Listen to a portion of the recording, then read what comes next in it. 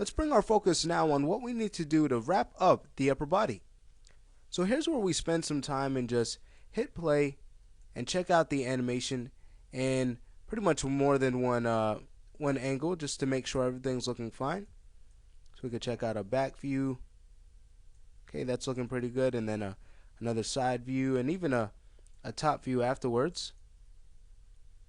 Okay, so we do have that slight issue where the arms are going through the handle, but even more important is we need to add some anticipation to the character's pull. Right now he's just moving forward and then immediately pulling back. Well, to add again more realism to this animation, we're going to add that anticipation into it, because again, we humans too do move in anticipation, okay, before actions, therefore our characters should too. So we'll go ahead and bring back our control curve, select this, our center of gravity, and start with it, and even go into our perspective and graph view, hit F to frame our keys, and begin. So we've already allotted enough time to add that anticipation, so let's get a feel of where we need to add it.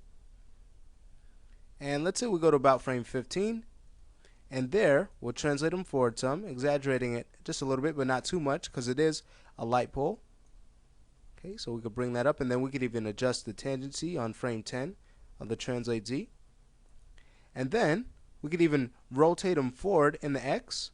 So let's move them forward some, like that, and then also adjust our tangency here with this key we've just set. Alright, excellent. So here's what we have now when we hit play. Great. Now we're getting a better feeling of anticipation. Excellent. And we can even add an adjustment to the back. So let's select our back and chest controls. At the same time, go to the rotate X for both to focus on them. There we go. And we can offset their move forward by about a couple of frames. So on frame 17, we'll just go to the rotate X and rotate them forward a little bit there. Alright. Great. And then we can go to this key we have set on the rotate X of the chest. And let's just take it down a little bit more and adjust the tangency to get a better flow in here. Great. So once we have this now, let's even adjust the tangency here on these keys on frame 10, bringing down the left half just a little bit to fix the flow there. Excellent. So now's a great time to do a play blast with these changes made to see how basically our results. So let's render one off from this view here. Here's our render.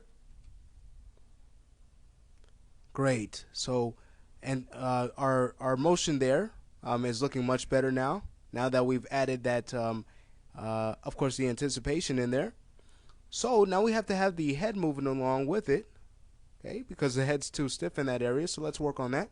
Go ahead and close up this play blast, bring back our control curves and select our head and neck controls and go into our perspective and graph view, and let's make a few changes here. We'll hit F, and for one, we need to basically work on having that head snap, because now the pull is a little bit more abrupt, if we can see when we hit play.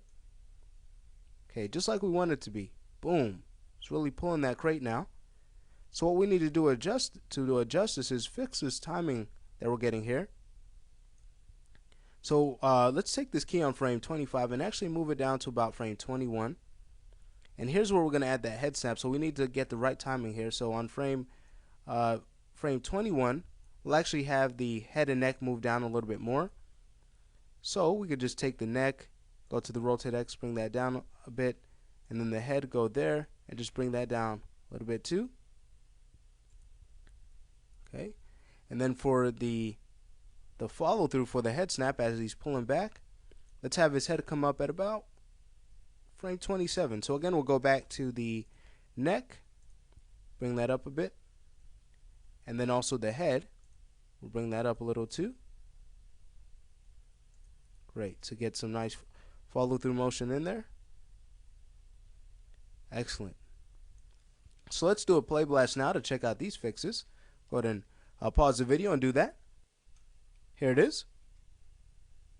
Great. So now our head's moving much better, but we can still fix the flow towards the beginning of the animation to make this motion look a little bit more appealing, more interesting. So let's close out this F check bring back our control curves, and we'll also go ahead and select our neck and head control, go to our perspective and graph view.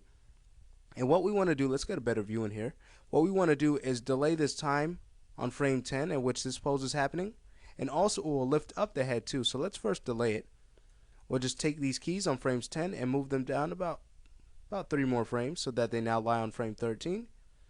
And then we'll go ahead and raise up the neck and head a little bit here, bringing up the rotate X. Great, just to exaggerate that pose, again to make this motion look a little bit more interesting.